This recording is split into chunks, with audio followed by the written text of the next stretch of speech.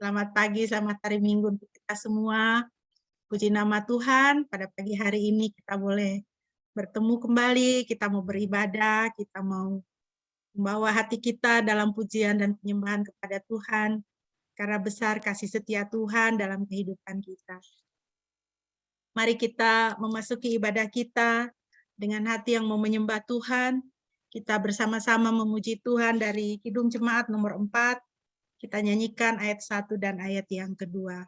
Hai mari sembah yang maha besar, nyanyikan syukur dengan bergema.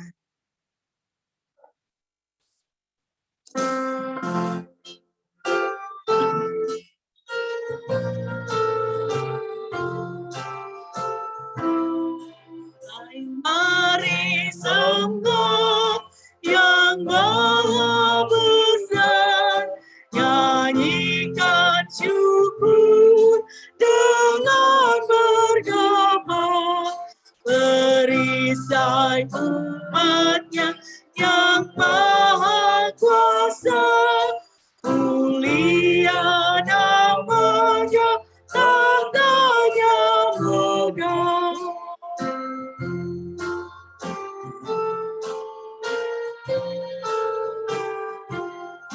Hai masyurkanlah keagungannya, cahaya terang itu Tuhannya, gemuruh suaranya di awan gelap, berjalanlah dia di badai kencang.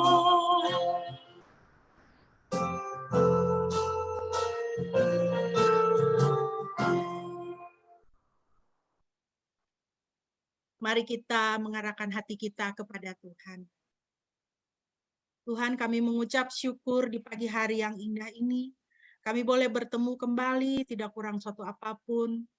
Sehat, bahagia, aman, terlindungi di dalam nama Tuhan. Semua karena kasih sayang Tuhan.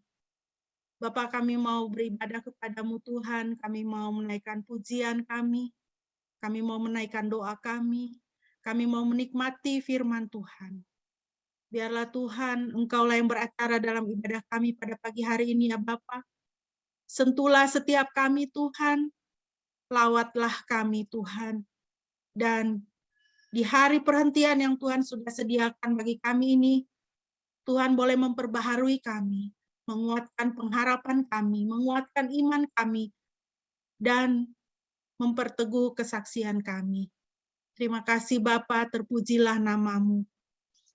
Jemaat yang dikasihi Tuhan, ibadah kita pada pagi hari ini hanya boleh jadi di dalam nama Tuhan Tritunggal yang Kudus, Bapa, Putra, dan Roh Kudus. Kasih karunia-Nya menyertai kita sekalian. Haleluya.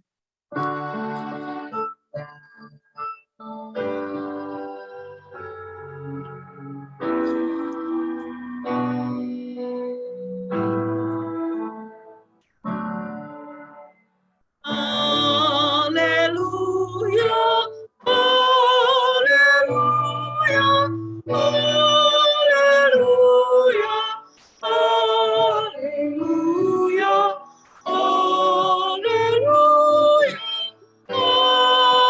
amin, amin, amin.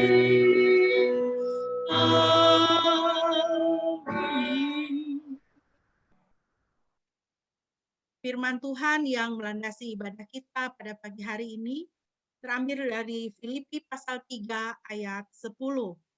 Demikianlah firman Tuhan. Yang ku kehendaki ialah mengenal Dia dan kuasa kebangkitannya dan persekutuan dalam penderitaannya, di mana aku menjadi serupa dengan Dia dalam kematiannya. Puji nama Tuhan. Bapak Ibu, pada hari Minggu ini kita memasuki Minggu Prapaskah atau Minggu Sengsara yang kelima. Biarlah firman Tuhan ini menjadi mutiara dalam hidup kita, menjadi pegangan kita dalam hari-hari ini, dalam minggu-minggu sengsara ini, supaya kerinduan hati kita itu seperti yang dinyatakan oleh firman Tuhan ini. Yang ku kehendaki ialah mengenal Dia, kuasa kebangkitannya dan persekutuan di dalam penderitaannya. Di dalam kita menjalani atau kita merayakan minggu-minggu sengsara ini, biarlah kita senantiasa mempunyai keinginan hati untuk lebih mengenal Tuhan. Lebih lagi bersekutu dengan Tuhan. Mengenal Dia dan kuasa kebangkitannya yang memberikan kita kemenangan. Sehingga dalam kehidupan kita tidak dikalahkan oleh dunia ini. Karena Tuhan yang kita sembah adalah Tuhan yang berkuasa. Dan kita lebih mengenal Dia di dalam penderitaannya. Seberapa jauh kita boleh meneladani Dia dalam penderitaannya.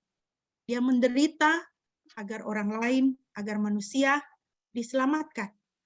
Maukah kita juga menderita agar saudara kita, sesama kita, diselamatkan.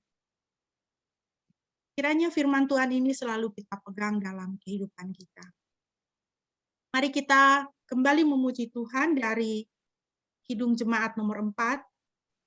Kita nyanyikan bait yang kelima dan bait yang keenam. Umatmu lemah dan dari debu, tetap memegang janjimu teguh. Biarlah kita menjadi orang-orang yang terus berpegang kepada firman Tuhan dan menerapkan, menyelaraskan hidup kita dengan firman Tuhan. Mari kita nyanyikan pujian ini bersama-sama.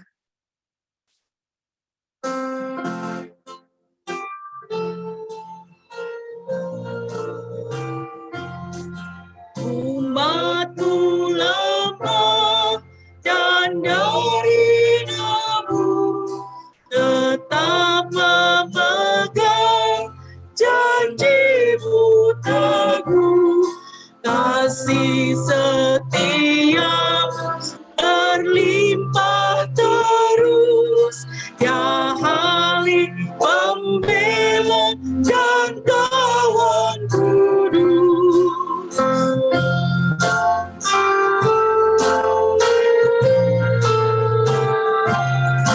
Ya Maha Besar, tegak kasih-Mu, malaikat memberi pujian penuh.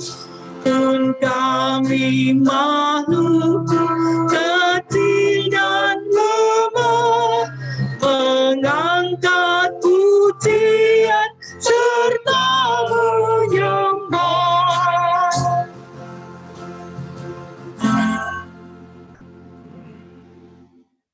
Mari Bapak Ibu bersama-sama dengan pemazmur kita mengangkat pujian dan menyembah Tuhan. Kita bersama-sama, kita mau bermazmur dari Mazmur 126.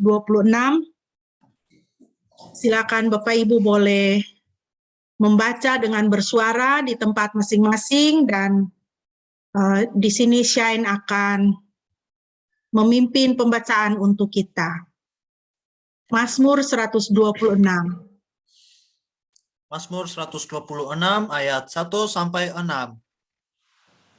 Nyanyian siarah. Ketika Yahweh memulihkan Sion dari keadaannya yang tertawan, kita menjadi seperti orang yang bermimpi. Maka mulut kita penuh dengan tawa dan lidah kita dengan sorak-sorai. Lalu mereka berkata di antara bangsa-bangsa, Yahweh melakukan perkara-perkara besar bagi mereka. Yahweh melakukan perkara-perkara besar bagi kita. Itulah sebabnya kita bersukacita. Pulihkanlah keadaan kami, ya Yahweh, seperti aliran sungai di Negeb. Siapa yang menabur dengan air mata akan menuai dengan sorak-sorai.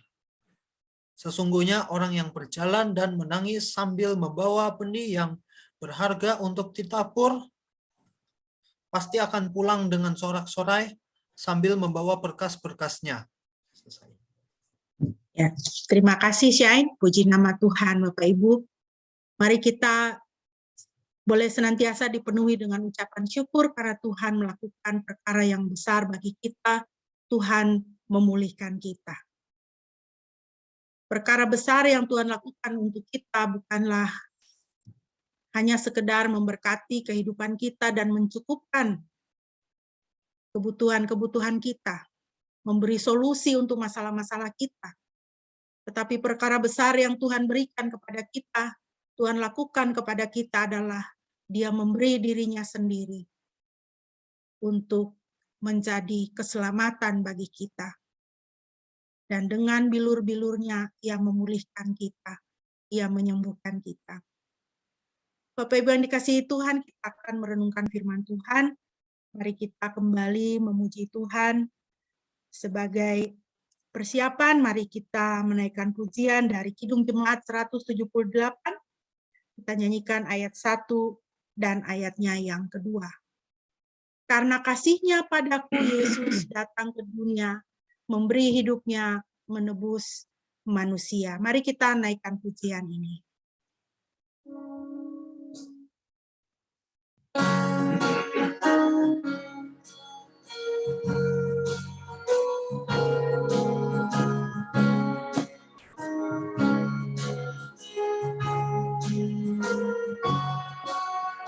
Karena kasih-Nya padaku, Yesus datang ke dunia. Ia telah memberi hidupnya, menebus manusia. Oh, betapa mulia dan ajaib kuasa-Nya. Kasih Juru Selamat dunia menebus manusia.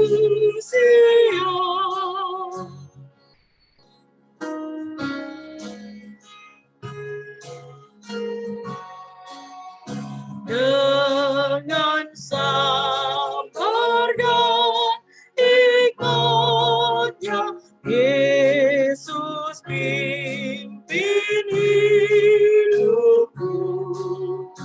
Firman dan kebenaran-Nya, itulah peganganku. Oh, betapa mulia dan ajaib kuasa-Nya. Kasih Juru Selamat dunia menebus manusia. Oh, betapa, oh, betapa mulia dan ajaib kuasa-Nya. Kasih Juru Selamat dunia menebus manusia.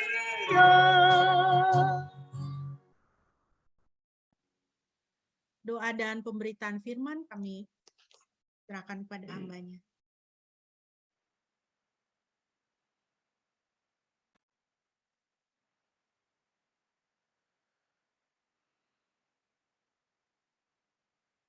Ya, mari kita bersatu dalam doa sebelum kita membaca dan merenungkan firman Tuhan.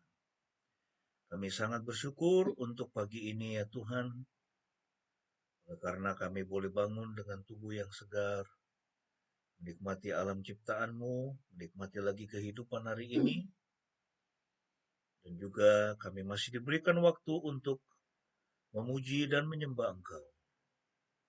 Oleh karena nanti di kekekalan pun kami siang dan malam akan memuji dan menyembah Engkau di dalam kemuliaan-Mu memandang kemuliaan-Mu dengan sukacita yang tidak terkatakan. Terima kasih Tuhan karena Engkau sudah menjanjikan hidup yang kekal, keselamatan, surga bagi setiap kami. Namun seringkali kami tidak begitu memperdulikan atau kurang menyadari hal itu, sehingga kehidupan kami tidak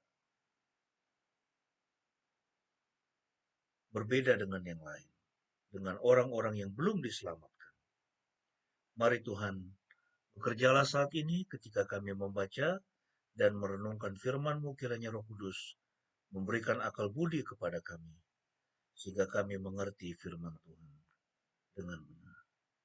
Dalam nama Tuhan Yesus, kami berdoa dan menyerahkan waktu ini. Amin. Ya, shalom, selamat pagi semua. Kiranya semuanya dalam keadaan yang baik ya, dalam keadaan yang sehat. Pagi ini kita akan meneruskan pembahasan dari Markus,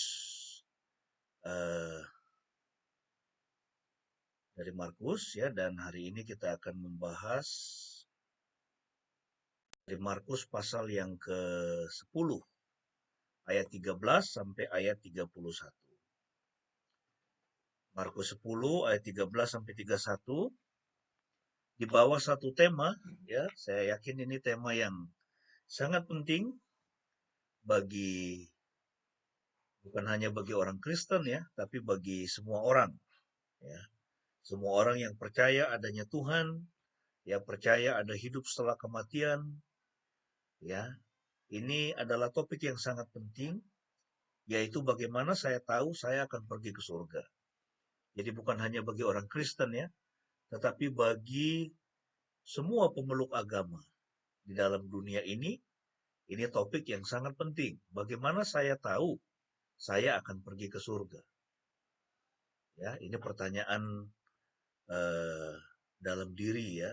Begitu banyak orang di dalam dunia ini dan Yesus sudah memberikan jawabannya. Bagaimana kita tahu kita akan pergi ke surga? Kita akan membaca Markus 10 ayat 13 sampai 31. Saya akan buka teksnya untuk kita. Markus pasal yang ke-10 ayat 13 sampai 31. Ayat 13 sampai ayat 16 saya minta untuk Cik Sian bisa membacakan untuk kita. Lalu kemudian nanti ayat 17 sampai ayat 31 saya minta kesediaan untuk Bu Dokter ya, Ibu Sandra bisa membacakan untuk kita. Ayat 13 sampai 16. Saya persilakan untuk Cik Sian bisa bacakan untuk kita. Markus 10 ayat 13 sampai 16. Ya. Banyak orang membawa anak-anak kecil kepadanya supaya dia menjamah mereka, tetapi para murid memarahi mereka.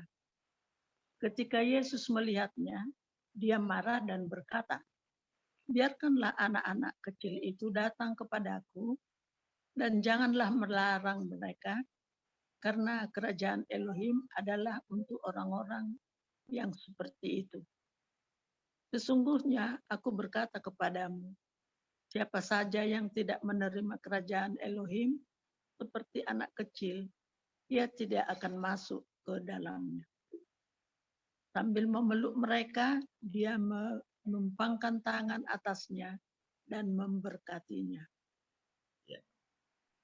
Kemudian Bu Sandra bisa baca untuk kita ayat 17 sampai dengan ayat 31.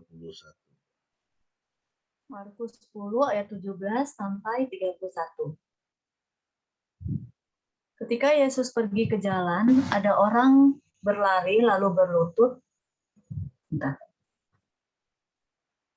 Padanya.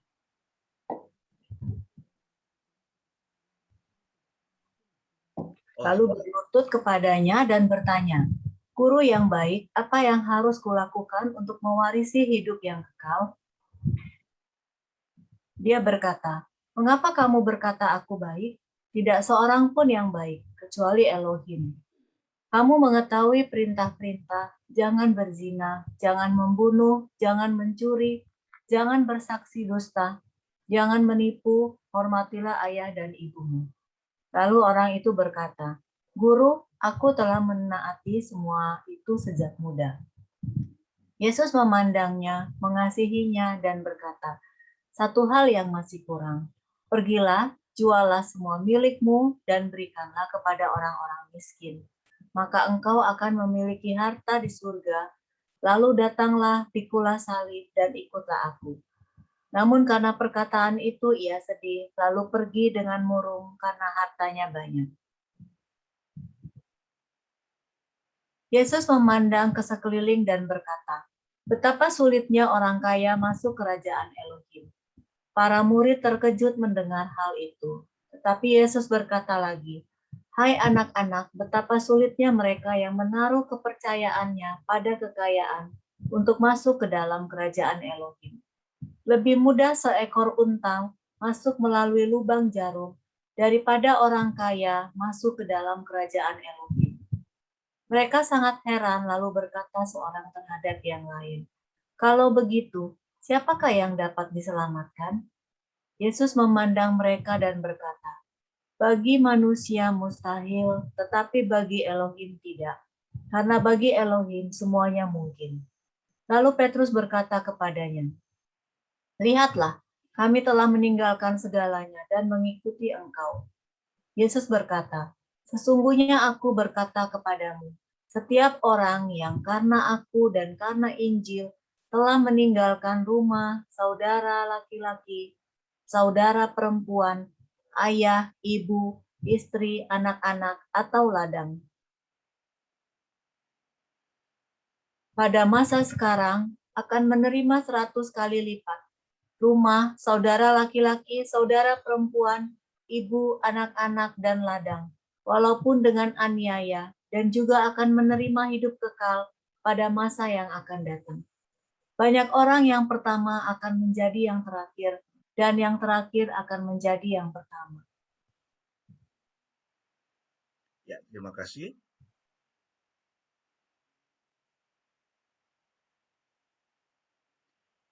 Ya, kalau kita melihat ya ke dalam teks ini ya, dua perikop ini, yang pertama itu berbicara tentang anak-anak kecil ya. Jadi ada anak-anak kecil yang dibawa kepada Yesus supaya Yesus menjamah dan memberkati anak-anak itu ya, tetapi para murid memarahi mereka. Ya, jadi memarahi anak-anak, memarahi orang tuanya, ya, itu jangan dekat-dekat begitu ya. Nah, sehingga waktu Yesus melihatnya, ya di sini menarik ya, di dalam Alkitab dikatakan dia marah. Ya, Tuhan Yesus marah, ya, berarti dia memarahi ya para murid dan berkata, biarkanlah anak-anak kecil itu datang kepadaku dan janganlah melarang mereka karena kerajaan Elohim adalah untuk orang-orang yang seperti ini. Wah, ini menarik sekali. Ya, ini satu konsep yang baru yang belum pernah didengar oleh para murid dan saya yakin juga ini belum pernah didengar oleh orang-orang Yahudi ya, oleh orang-orang Israel. Ya, bahwa kerajaan Elohim itu dikatakan oleh Yesus adalah untuk orang-orang seperti anak-anak ini. Ya, lalu kemudian Tuhan Yesus menambahkan lebih lanjut, dia mengatakan, ya sesungguhnya aku berkata kepadamu, siapa saja yang tidak menerima kerajaan Elohim seperti anak kecil, ia tidak akan masuk ke dalamnya. Jadi yang pertama Tuhan Yesus dia mengatakan bahwa kerajaan Elohim adalah untuk orang-orang seperti anak-anak. Lalu kemudian dia menambahkan, dia mengatakan, ya siapa yang tidak menerima kerajaan Elohim, ya kerajaan surga, seperti anak kecil, ya maka dia tidak akan bisa masuk ke dalam kerajaan surga itu. Ya, ini satu konsep yang revolusioner, satu konsep yang baru yang pasti belum pernah didengar oleh para murid dan juga oleh orang-orang Israel pada waktu itu. Ya, sehingga kemudian Yesus memeluk mereka, kemudian menumpangkan tangan dan memberkati anak-anak itu. Ya, ini satu pemandangan yang sangat indah, ya, satu sampel yang diberikan oleh Tuhan Yesus, dan dia memberikan makna rohani, ya, dari apa yang dia lakukan. Lalu kemudian di bagian berikutnya kita membaca ada orang yang datang kepadanya, ya, dan orang itu adalah orang muda yang kaya. Kemudian dia mengatakan, dia bertanya, ya, guru yang baik, ayat yang ke-17 ini, apa yang harus kulakukan untuk mewarisi hidup kekal? Ya, jadi kalau di dalam bagian sebelumnya Yesus menjelaskan tentang kerajaan Elohim, bagaimana orang bisa mendapatkan kerajaan Elohim itu, atau masuk ke dalam kerajaan Elohim itu, atau kerajaan surga itu. Maka sekarang orang muda yang kaya ini bertanya, apa yang harus saya lakukan untuk mewarisi hidup yang kekal?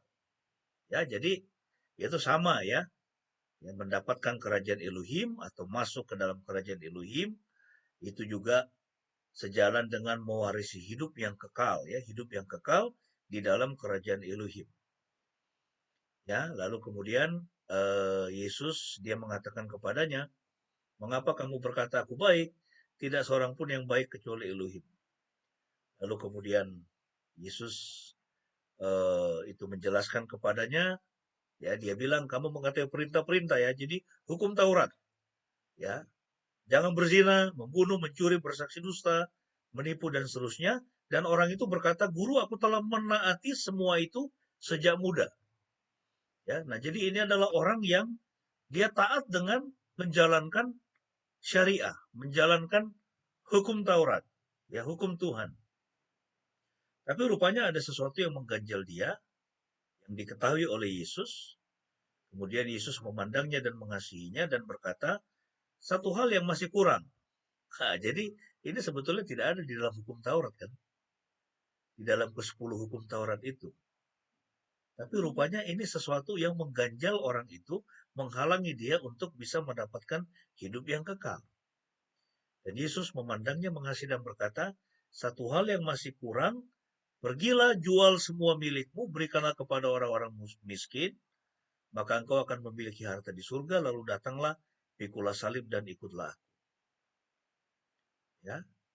Namun karena perkataan Yesus, dikatakan orang muda itu menjadi sedih, lalu pergi dengan murung karena hartanya banyak.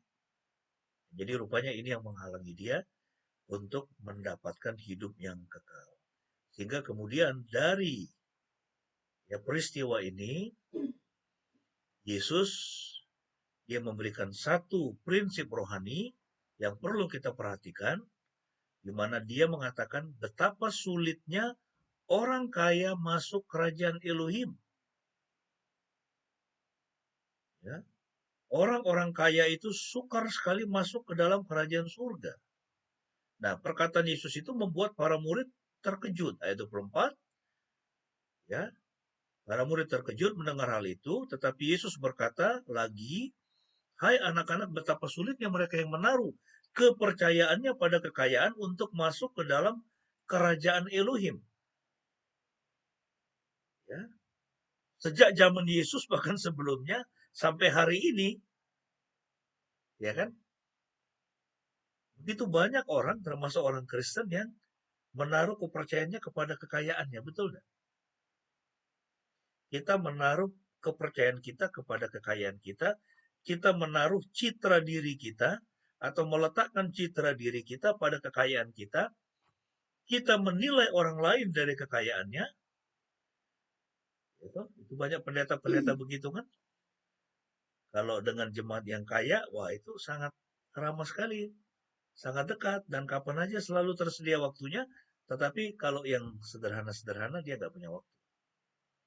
Yang hidupnya sederhana atau kurang, ya, paling itu yang disuruh adalah itu stafnya.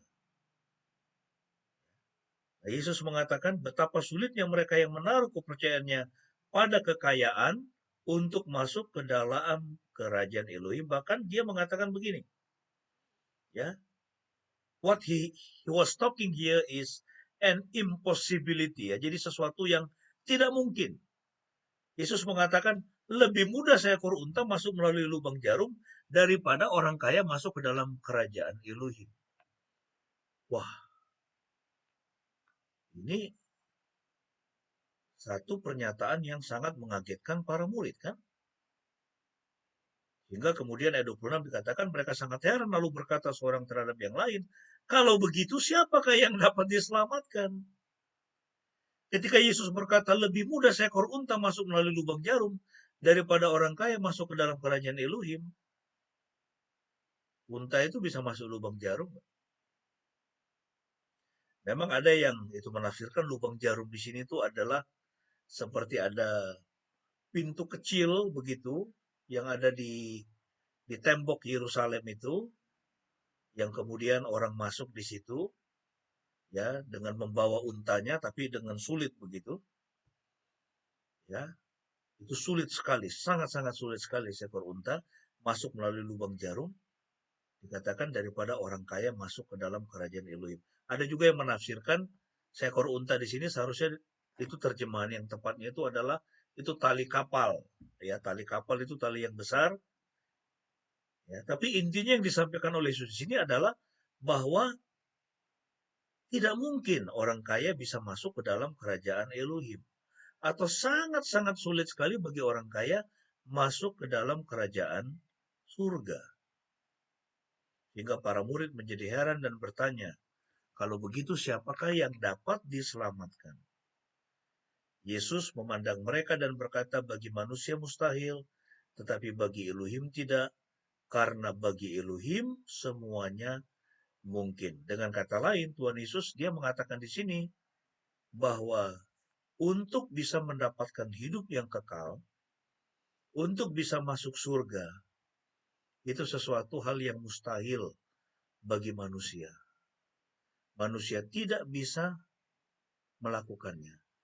Manusia siapapun dia tidak mungkin bisa mengusahakannya, hanya Tuhan saja yang bisa melakukannya.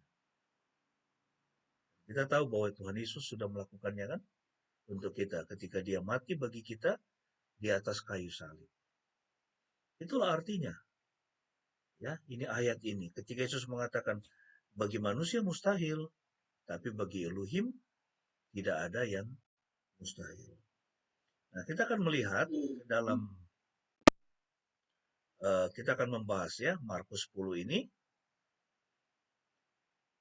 Jadi di bawah topik bagaimana saya tahu saya akan pergi ke surga. Nah, kalau kita lihat dunia kita ya, ini masih hangat ya, tapi sepertinya sudah mulai mereda, tapi sempat dikhawatirkan apakah akan memicu perang dunia ketiga, nggak tahu juga ya, karena ini belum selesai kan. Ya, belum selesai. Ya, walaupun intensitasnya menurun, ya, tetapi orang-orang bertanya apakah ini akan memicu perang dunia ketiga, perang nuklir atau Harmagedon. Ya, karena Putin sudah mengancam dengan senjata nuklirnya.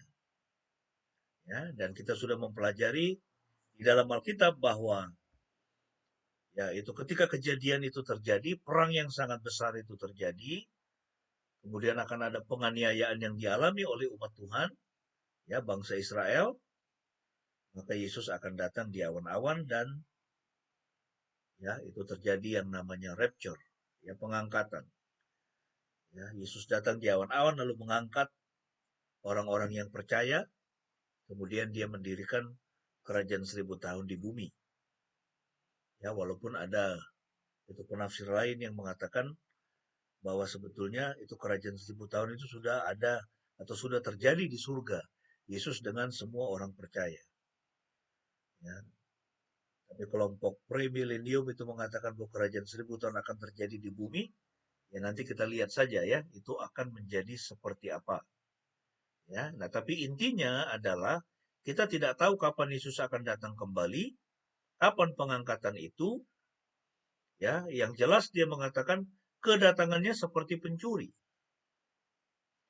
Dan Yesus hanya memperingatkan kita supaya senantiasa berjaga-jaga karena kedatangannya seperti seorang pencuri, tidak ada yang tahu. Tetapi kita bisa membaca tanda-tanda zaman. Ya, coba ini perhatikan dunia ini. Rentan banget kan dunia ini. Rentan sekali dunia ini. Ya, baru terjadi perang Ukraina dengan Rusia, harga-harga pada naik. Ya, itu Pertamax dari 9.000 jadi 12.000. Hari Senin lalu kami ada ibadah Zoom meeting, ya via Zoom dengan teman-teman dulu satu alumni di I3. Ya, ada teman kami yang melayani di Kirgistan, ya itu negara bagian itu pecahan Uni Soviet, ada yang di Hong Kong, ada yang jadi misionari di Filipina, ada yang di Amerika. Ya, itu teman yang di Amerika itu mengatakan bahwa bensin itu petrol ya, petrol dari $3 sekarang sudah jadi $7 satu galon. Dia bilang, waduh gila tuh naiknya. Satu galon berapa liter kemarin dia bilang? 3 liter kalau nggak salah ya. Pokoknya intinya itu mahal sekali sekarang itu. Harga minyak. Ya, ini memperlihatkan betapa rentannya hidup manusia. Baru ada sedikit goncangan untuk apa? Itu minyak sawit misalnya. Ya tahu dari 14 tiba-tiba jadi berapa sekarang? 24, 25.000. Ya, dunia sedang mengalami guncangan yang hebat dan kelihatan akan terus ini. Dan para ahli memprediksi bahwa kita akan mengalami krisis pangan. Kita akan mengalami krisis pangan. Ditambah lagi dengan lahan-lahan pertanian yang rusak karena pemakaian pupuk kimia dan makin sedikit orang yang mau bertani. Ya, saya seminggu bisa 2 kali ke Gunung Kidul. Itu kami menyewa lahan-lahan, kita tanam pakcong. Saya baru tanam kemarin itu pisang Cavendish, pisang Ambon. Mau tanam juga pepaya California. Ya. Itu mengapa? Karena kita lihat, ya itu dan saya perhatikan. Yang mengelola lahan-lahan itu sekarang tinggal orang-orang tua. Orang-orang tua, anak-anak muda enggak mau. Ya, mereka lebih senang itu bawa motor nge-grab di kota-kota, tinggal di tempat-tempat kos, daripada dia bertani di desa.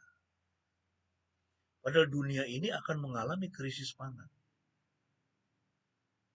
Ya kan, sedikit aja goncangan, ya itu goncangan itu bisa terjadi, kita kesulitan mendapatkan pangan.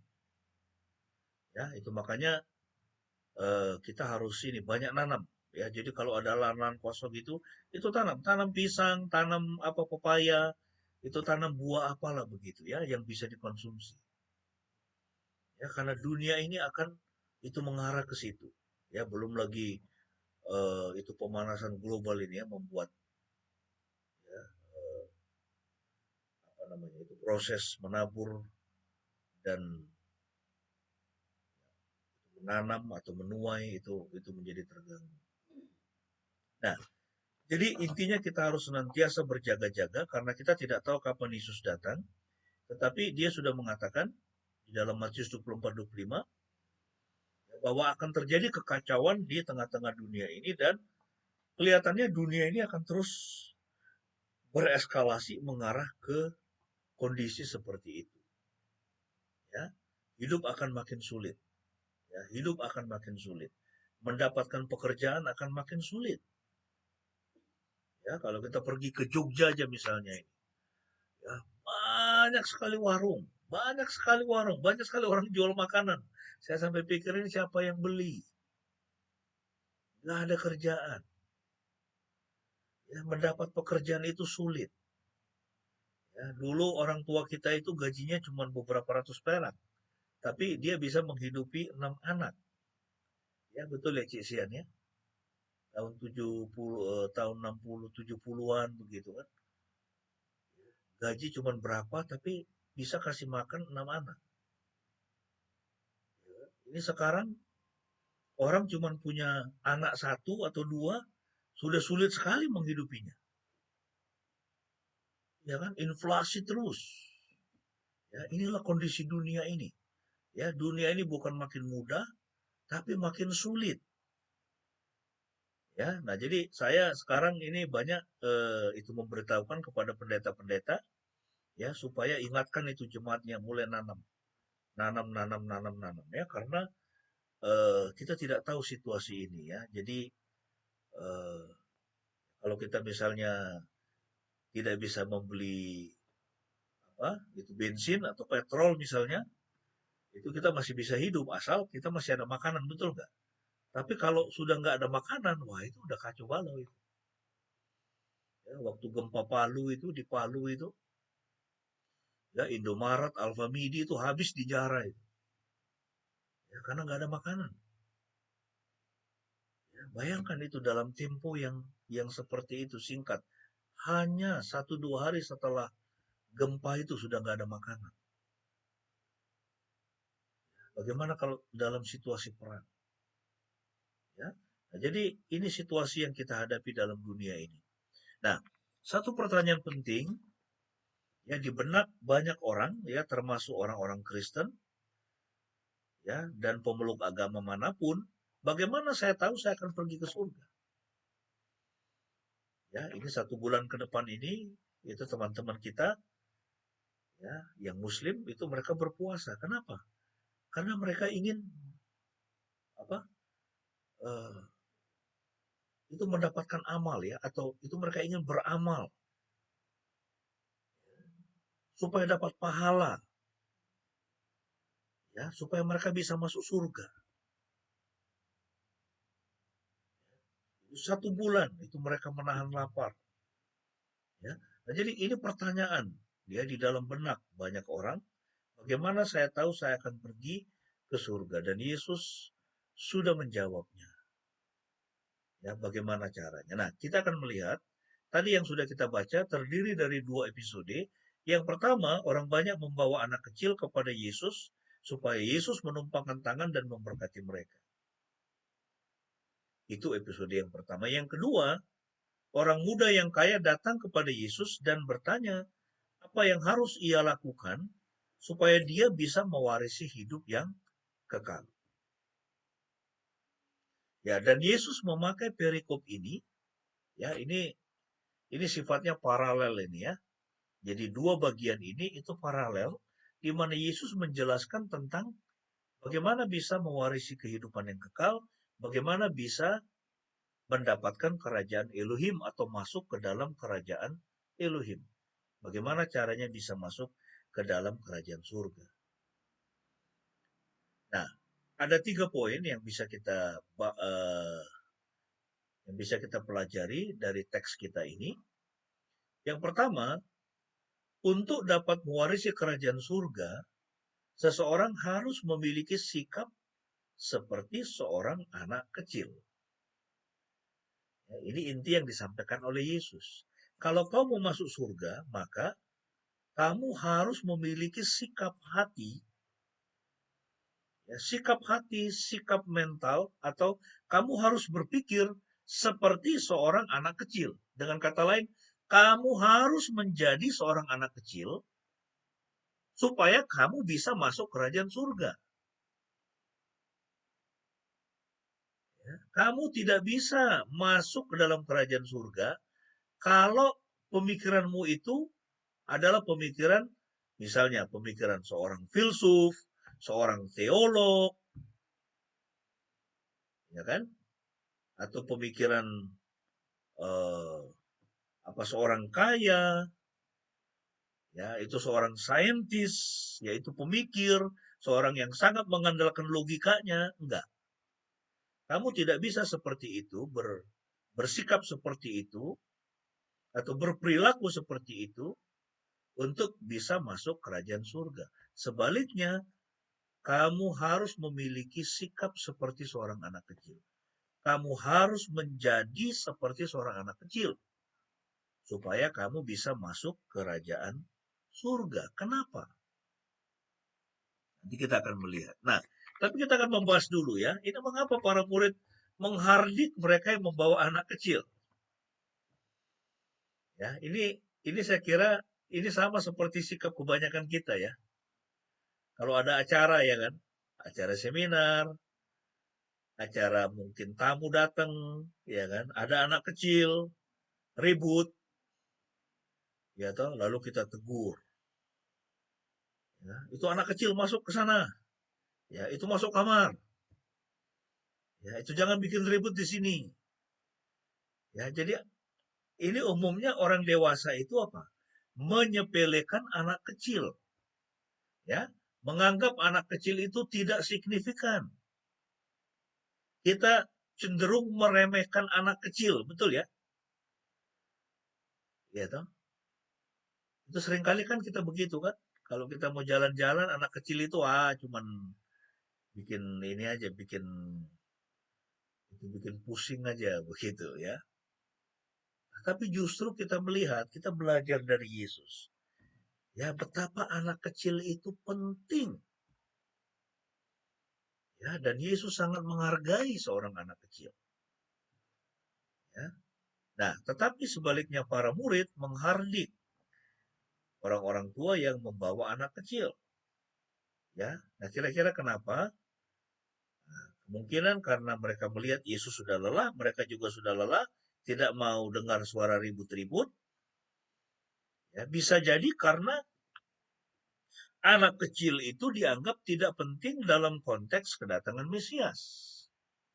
Ya, mereka melihat kedatangan Yesus itu adalah kedatangan seorang Raja Mesianik yang akan membebaskan mereka dari itu penjajahan Roma.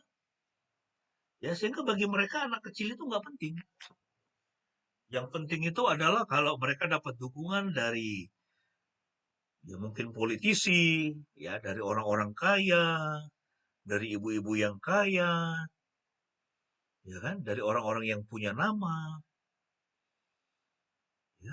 Nah, sehingga kemudian anak kecil itu dihardik karena dianggap itu tidak signifikan dalam konteks kedatangan Mesias. Nah, tetapi bagi Yesus anak kecil itu penting. Kenapa? Anak kecil itu signifikan karena anak kecil itu memiliki sikap yaitu bergantung kepada orang lain.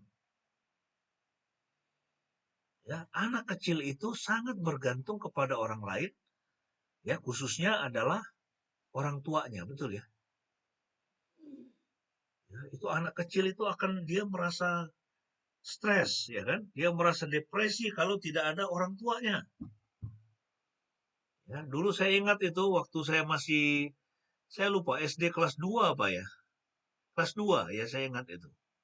Ya, orang tua saya membawa saya dengan abang saya ke Pulau Samosir. Ya, nah, ke Pulau Samosir. Nah, dari situ mereka pergi, saya lupa, mereka balik ke Medan apa masih ke kampung di Bakal waktu itu.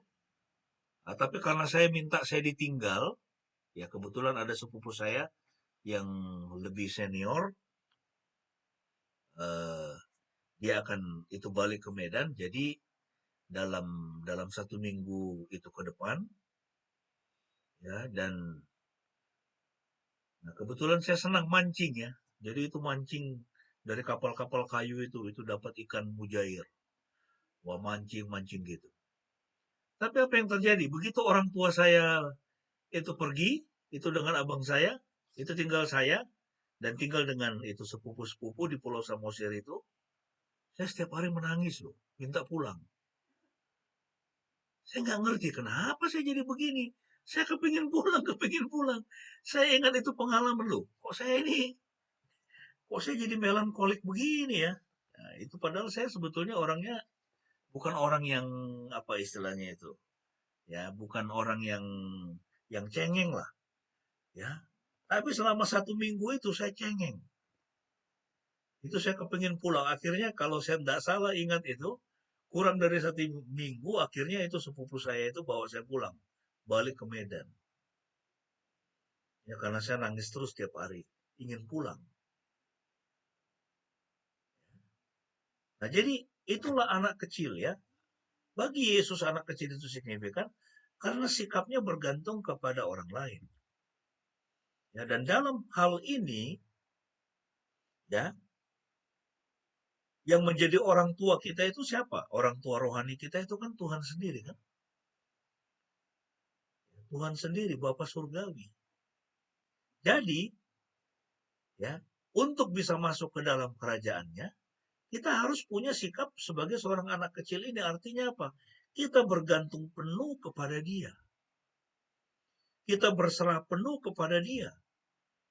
Ya, Tuhan sudah menetapkan jalan keselamatan, jalan pengampunan dosa, jalan untuk masuk surga, jalan untuk mewarisi hidup yang kekal, itu adalah melalui Yesus Kristus. Percaya kepada Yesus. Menerima Dia sebagai Tuhan dan Juru Selamat kita. Kalau kita tidak memiliki sikap seperti orang itu seperti seorang anak kecil, maka kita akan itu pakai logika kita, pakai otak kita. Masa sih? Lalu kemudian orang berusaha dengan berbagai cara. Berbuat baik, beramal, berpuasa, ya, itu melakukan hukum Taurat. Itu Alkitab mengatakan tidak seorang pun yang dibenarkan karena melakukan hukum Taurat. Kenapa? Hukum Taurat itu hanya, ya, itu mengatur kehidupan kita, menjelaskan mana yang boleh kita lakukan, mana yang tidak. Tetapi pada faktanya setiap kita ini adalah pelanggar hukum Taurat. Bahkan Musa sendiri yang menerima hukum Taurat di Gunung Sinai, 10 hukum itu adalah pelanggar hukum Taurat. Ya, dia pernah membunuh dan dia pernah tidak menghormati Tuhan. Ya kan? Waktu dia memukul itu batu itu dengan tongkatnya. Padahal Tuhan bilang, kamu perintahkan saja, maka air akan keluar dari batu itu. Tapi dia mungkin saking jengkelnya dengan orang Israel, dia tidak menghormati kekudusan Tuhan. Dia pukul sehingga Tuhan mengatakan, air tetap turun ya, karena orang Israel butuh minum. Kalau enggak mereka mati. Tapi Tuhan bilang kepadanya, Musa, karena engkau tidak menghormati aku, kau tidak boleh masuk ke tanah Kanaan, tanah perjanjian. Ya, itu tanah Kanaan, tanah perjanjian itu gambaran surga sebetulnya. Karena dia tidak menghormati Tuhan, dia tidak boleh masuk ke situ. Tapi nanti kemudian kita melihat Yesus ketika mengalami transubstansi, dia berubah rupa. Lalu para murid yang dia kasih 3 orang itu melihat di sebelah kiri dan kanannya ada Musa dan ada Elia, 2 nabi terbesar bangsa Israel. Yang satu yang menerima hukum Taurat, yang satu yang membela hukum Taurat yang sudah diselewengkan oleh orang Israel. Ya, jadi secara spiritual Musa tetap masuk surga. Ya, tetapi secara fisik dia tidak menghormati Tuhan, dia tidak bisa masuk ke tanah Kanaan. Itu artinya apa? Memang tidak ada manusia, termasuk Musa, yang bisa dibenarkan, bisa diselamatkan karena melakukan hukum Taurat. Hanya dengan percaya kepada Yesus, menerima dia sebagai Tuhan dan Juru Selamat kita. Nah, untuk itu saudara, dibutuhkan sikap apa? Sikap bergantung penuh kepada Tuhan sebagai Bapa kita. Itulah jalan yang Tuhan sediakan. Jadi kita harus memiliki sikap seperti seorang anak kecil untuk bisa menerima apa yang Tuhan sudah sediakan. Yang kedua, kita juga belajar ya, anak kecil itu apa ciri khasnya? Dia tidak terikat pada harta benda atau kepemilikan. Betul tidak? Anak kecil itu tidak terikat pada harta benda. Ya, itu ada nggak anak kecil ya yang masih balita begitu, yang berpikir untuk menabung? Saya kira enggak ada ya. Dia tidak terikat pada harta benda. Beda dengan orang tua. Ya, orang-orang tua itu berpikir untuk apa namanya? Itu mendapatkan harta benda sebanyak-banyaknya, uang sebanyak-banyaknya. Udah punya rumah 1, pingin 2. Udah ada 2, pingin 3. Ya, tidak pernah puas. Tapi anak kecil itu selama kebutuhan dia itu dipuaskan, ya, hubungan dia dengan orang tuanya dekat, kemudian dia juga itu mendapatkan kasih yang cukup, dia cukup. Ya, itu sering kali kita bertemu dengan anak-anak kecil itu yang kemudian suka merengek-rengek, minta ini, minta itu, ya kan, minta mainan. Nah, itu biasanya itu karena ada sesuatu yang tidak cukup ya, itu di dalam dirinya dia. Ya, itu mungkin orang tuanya terlalu sibuk, ya kan? Nah, tapi pada esensinya seorang anak kecil yang dia mendapatkan kasih yang cukup, dia tidak akan itu merengek-rengek minta dibelikan ini itu. Dia akan puas dengan dirinya. Dia akan merasa cukup dengan dirinya. Mengapa? Karena anak kecil tidak terikat pada harta benda.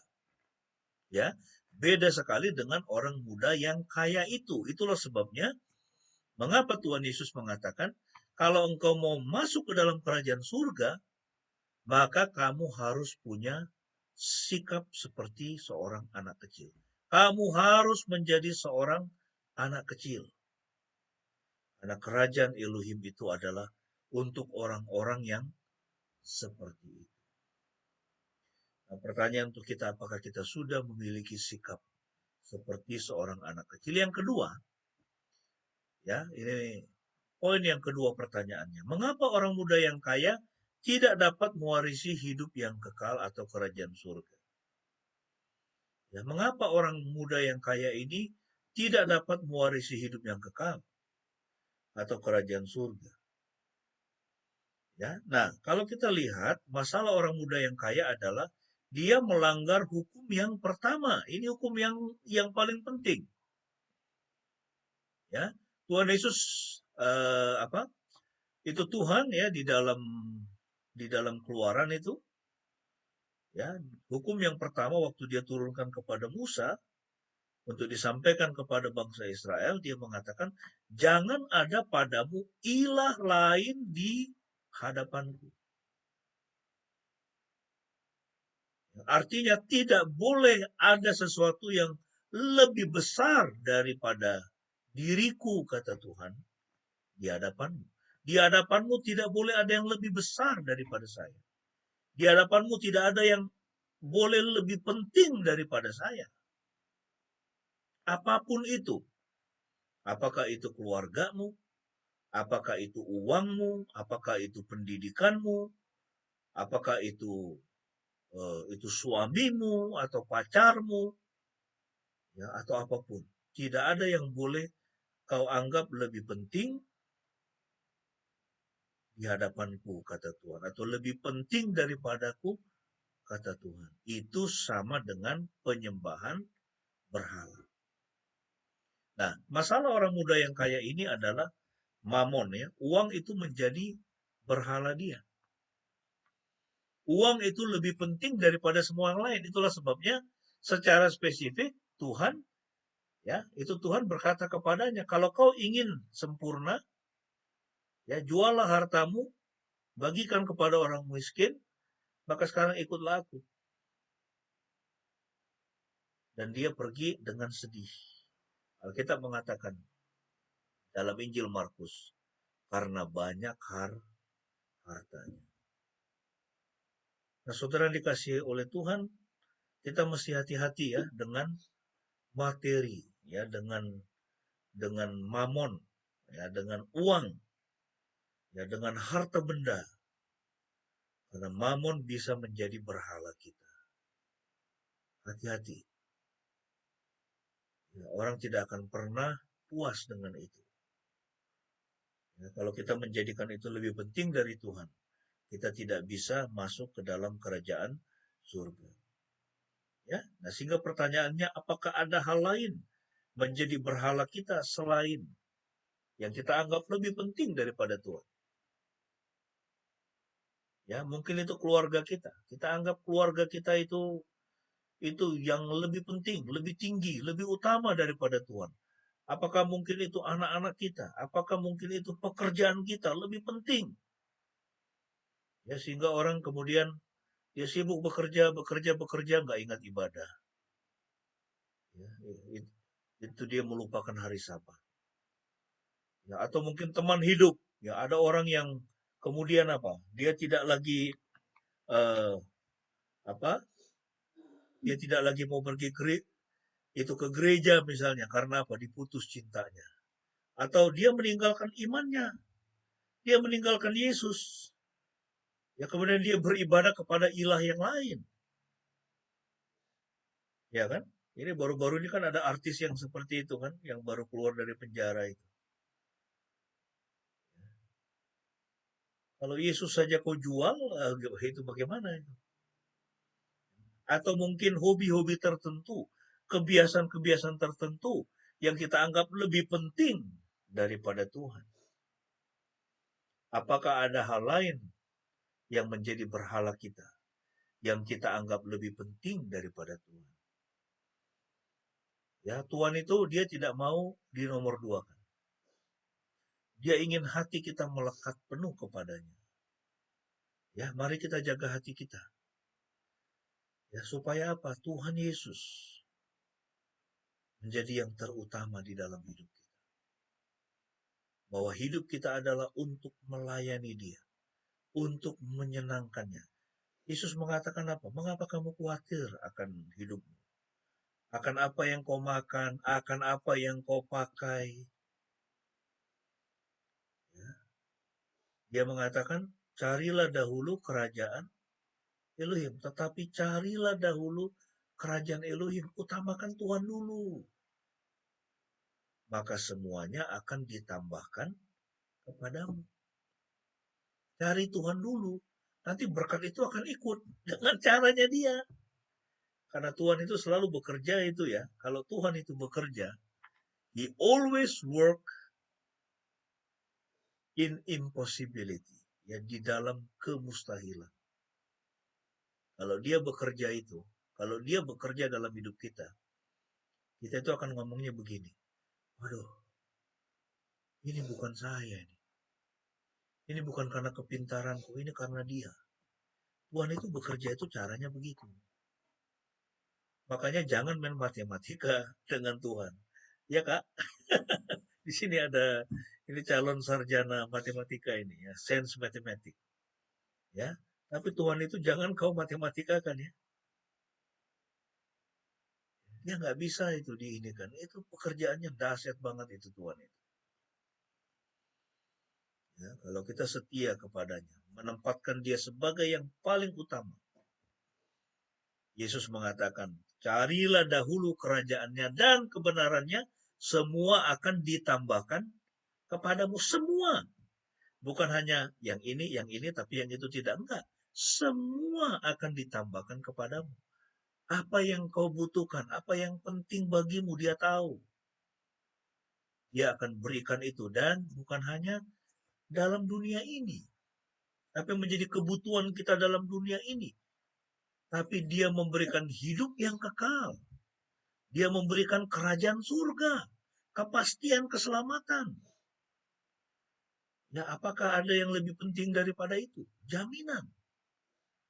Ya, bahwa kita akan bertemu dengan Yesus muka dengan muka. Di dalam kemuliaan.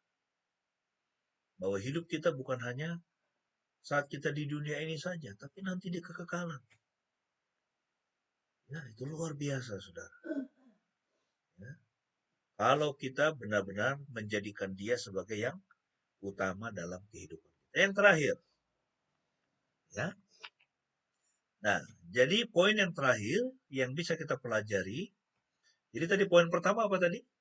Untuk bisa mewarisi kerajaan Elohim, kita harus menjadi seperti orang anak kecil. Ya, kita harus punya mentalitas, kita harus berperilaku seperti seorang anak kecil. Kemudian yang kedua, ya, kita tidak boleh ada hal yang lain selain Tuhan ya, yang kita utamakan. Harus Tuhan satu-satunya. Tidak boleh ada berhala di dalam hidup kita. Ya, dan berhala itu bisa uang, bisa pekerjaan kita, bisa keluarga kita, bisa hobi kita. Nah, sekarang poin yang ketiga yang terakhir dari teks yang kita baca tadi, ya, di mana Yesus dia menjelaskan untuk mewarisi kerajaan surga, ya, itu adalah sesuatu yang mustahil bagi manusia. Ya, kerajaan surga itu adalah sesuatu yang mustahil bagi manusia. Tak ada seorang pun yang bisa mengusahakannya. Tetapi bagi Tuhan, tidak ada yang mustahil. Karena itu, untuk mendapatkan kerajaan surga, bergantunglah sepenuhnya kepada Tuhan. Bergantunglah sepenuhnya kepada Tuhan. Percayalah sepenuhnya kepada Tuhan. Apa artinya percaya? Percaya itu adalah saya mempercayakan hidup saya ke dalam tangan Tuhan. Biar dia yang mengaturnya. Ya, itulah yang dikatakan oleh Yesus. Lebih mudah seekor unta masuk ke dalam lubang jarum daripada orang kaya masuk ke dalam kerajaan surga. Dan statement itu mengagetkan para murid. Kalau begitu siapa yang bisa diselamatkan, kata mereka. Yesus, dia menjelaskan lebih jauh. Bagi manusia itu mustahil. Apapun yang kita lakukan, mau you puasa 1 bulan, 2 bulan, 3 bulan, mau you berbuat baik sebanyak-banyaknya, seumur hidupmu, Alkitab mengatakan semua itu seperti kain kotor. Kan? Tidak mungkin. Itu tidak bisa menghapus, menyelesaikan natur berdosa kita. Ya, satu dosa yang paling kecil sekalipun, itu sudah cukup untuk membawa kita pergi ke neraka. Dan harus dihukum karena itu. Ya, tetapi Tuhan Yesus sudah mengerjakan keselamatan ketika dia mengorbankan dirinya di atas kayu salib menjadi kurban penebus dosa. Sehingga ketika Bapa melihat kita, dia melihat kita kudus, ya, tidak bercela, ya, dan layak baginya karena dia melihat melalui selubung putra tunggalnya Yesus Kristus. Dengan kata lain, kita hanya dapat masuk surga karena pekerjaan Tuhan melalui Kristus, bukan karena usaha kita sendiri. Ya, nah, apa aplikasi bagi kita dari yang kita pelajari? Yang pertama, senantiasa ingat bahwa saat kita mati, ya, ingatlah ini. Waktu kita mati, tak ada satupun harta yang ada pada kita yang dapat kita bawa ke dunia yang baru. Betul ya? Waktu ayah saya meninggal, itu saya lihat. Tidak ada satupun. Dia sudah tidak terhubung dengan apapun. Dia sudah tidak terhubung dengan rekeningnya, dengan reksadananya, dengan rumahnya, dengan apapun. Ya. Itu mengapa orang begitu sibuk untuk mengejar harta, menumpuk harta di bumi ini. Satu kali kita mati, selesai. Tidak ada. Itulah sebabnya mengapa itu Salomo, ya, itu pengkhotbah. Dalam kitab pengkhotbah dia bilang, sia-sia katanya. Punya harta banyak, punya istri, punya semuanya, bikin taman-taman yang indah. Semuanya sia-sia. Kenapa? Semua akan ditinggalkan. Ya, dunia materi ini akan ditinggalkan. Ya, tidak ada satupun yang pada akhirnya kita bawa ke dunia yang baru.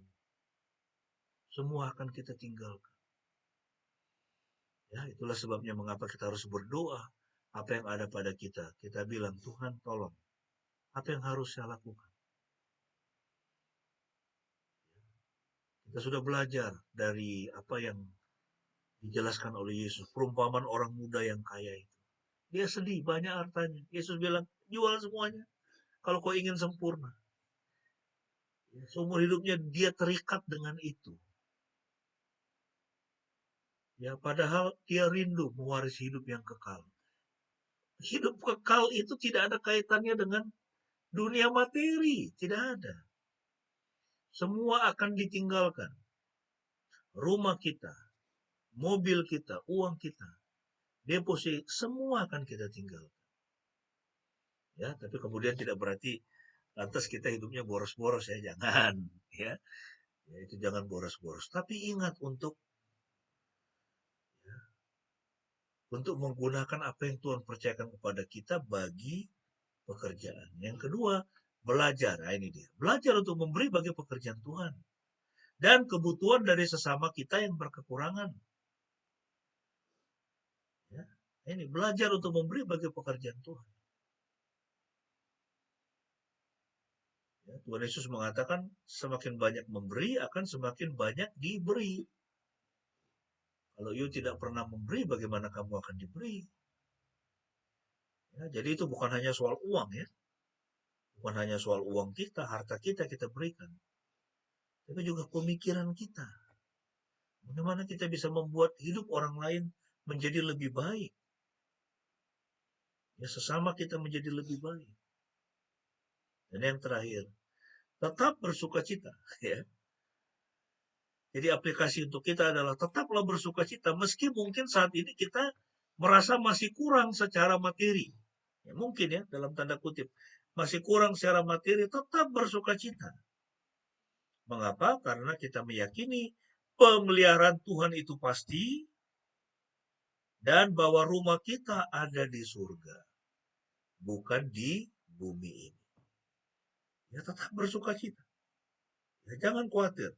Yesus mengatakan pandang burung-burung di ladang. Tidak menabur, tidak menuai, tapi diberi makan oleh Bapamu yang di surga. Kamu semua jauh melebihi burung-burung itu. Karena kita diciptakan imago Dei, serupa dan segambar dengan diri Tuhan.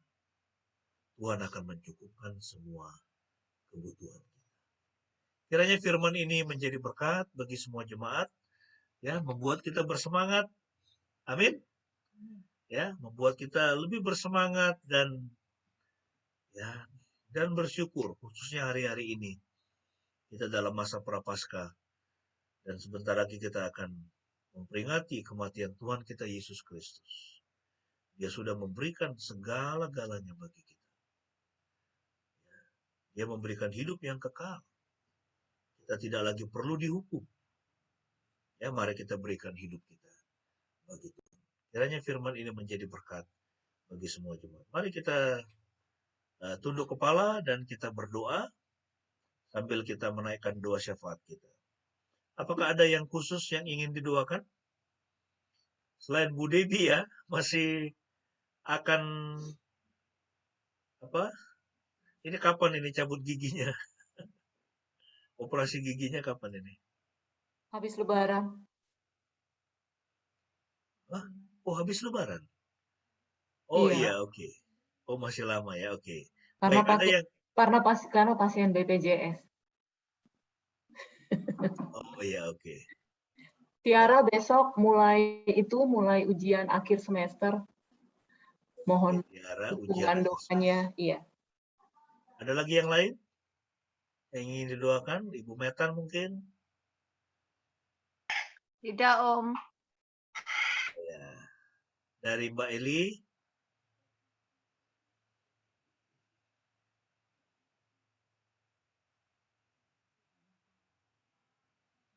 Ya, oke.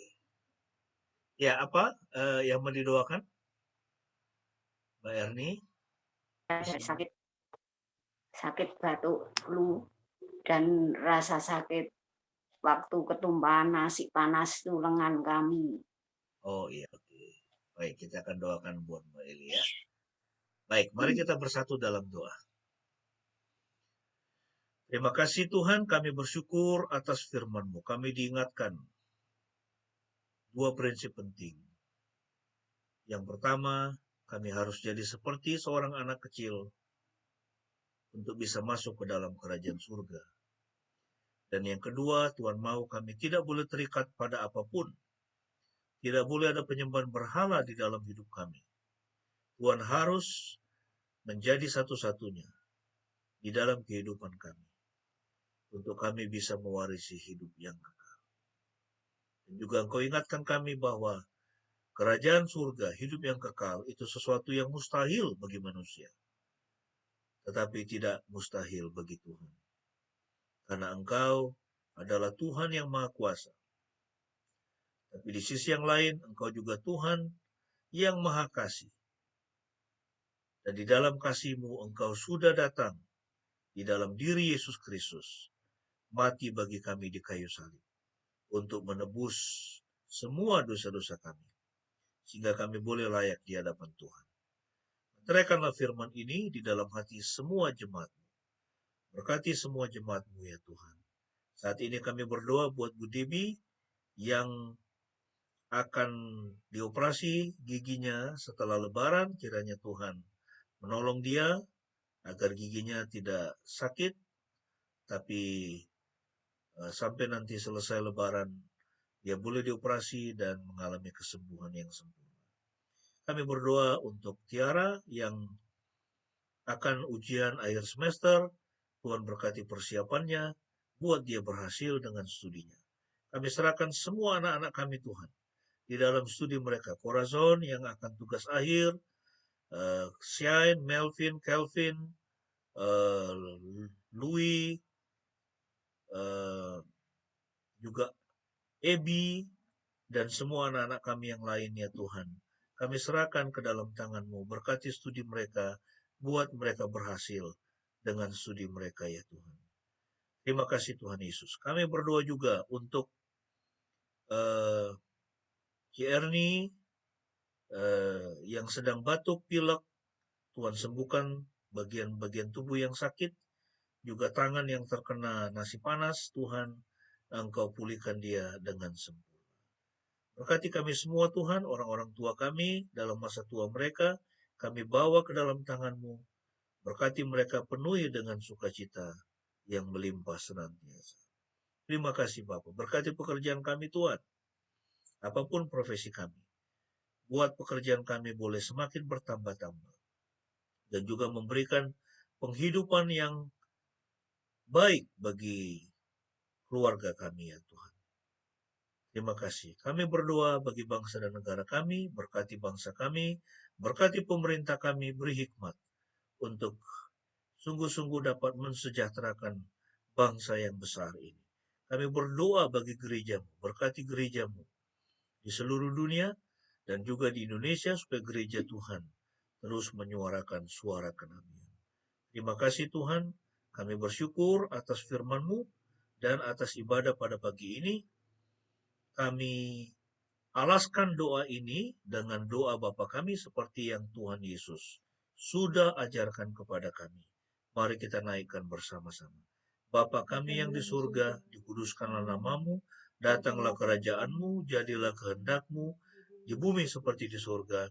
Berikanlah kami pada hari ini makanan kami secukupnya, dan ampunilah kami akan kesalahan kami, seperti kami juga mengampuni orang yang bersalah kepada kami. Dan janganlah membawa kami ke dalam pencobaan, tetapi lepaskanlah kami pada yang jahat, karena Engkaulah yang punya kerajaan dan kuasa dan kemuliaan sampai selama-lamanya. Amin. Tuhan Yesus memberkati kita semua. Amin.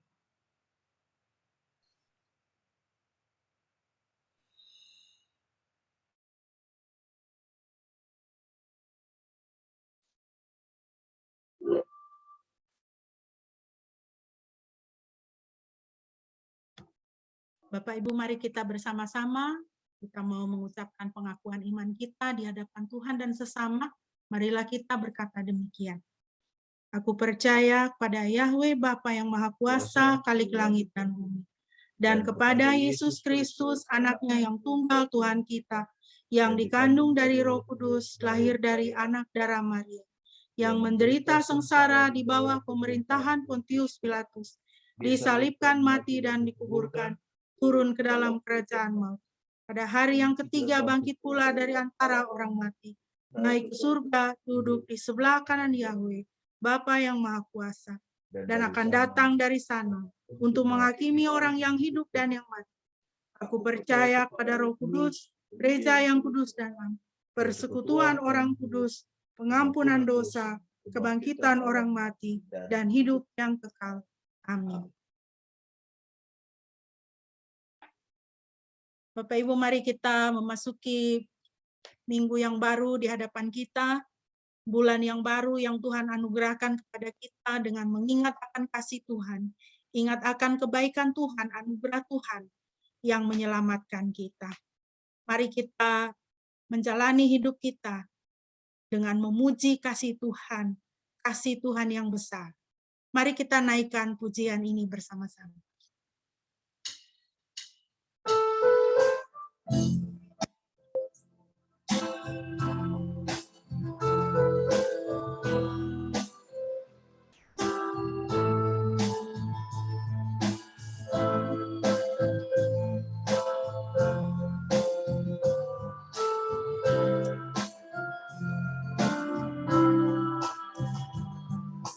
Ingat kasih-Nya, ingat kebaikan-Nya, dan anugerah-Nya selamatkanku. Sebab kasih-Nya setinggi langit,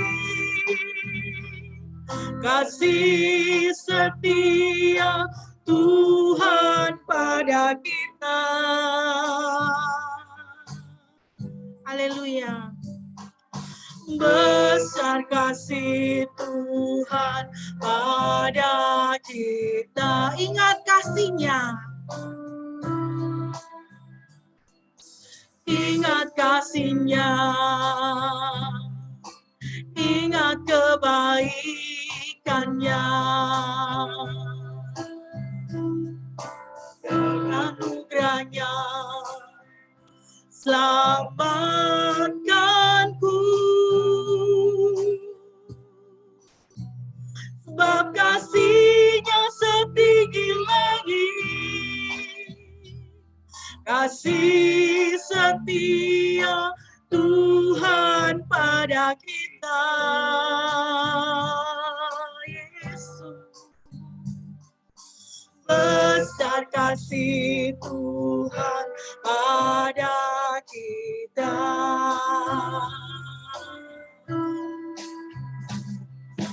Ku takkan lupa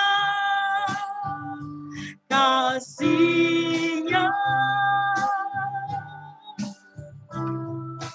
Ku takkan lupa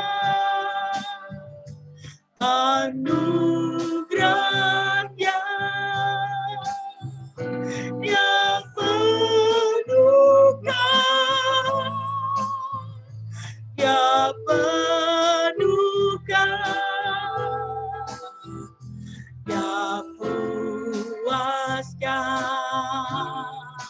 hatiku.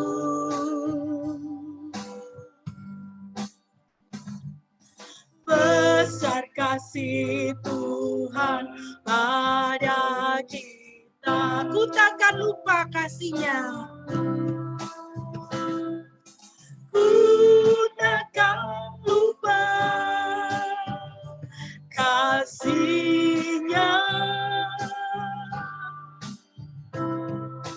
Ku takkan lupa anugerah-Nya. Dia penuhkan, Dia penuhkan, Dia puaskan hatiku. Besar kasih Yesus, besar kasih Yesus pada kita. Besar kasih Yesus pada saya. Besar kasih Yesus pada saya. Sekali lagi, besar kasih Yesus.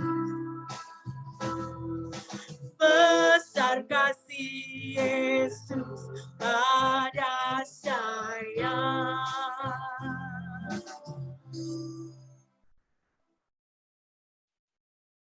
Dalam anugerah dan kasih Tuhan, terimalah berkat Tuhan.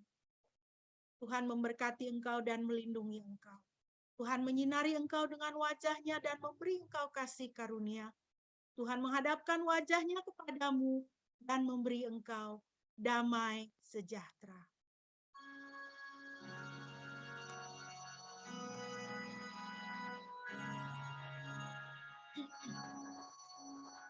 Pujilah Halik semesta,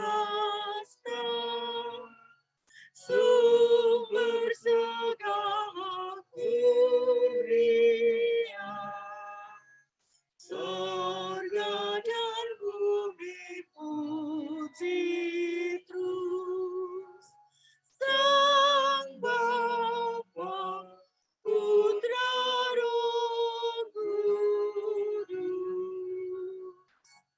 Amin.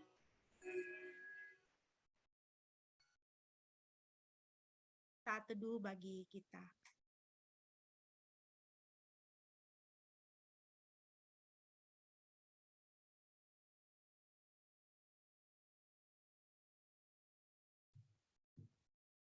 Amin. Demikian Bapak Ibu, ibadah kita pada pagi hari ini telah selesai. Shalom bagi kita semuanya. Shalom. Shalom. Selamat hari Minggu, izin Selamat keluar hari dulu ya. Minggu.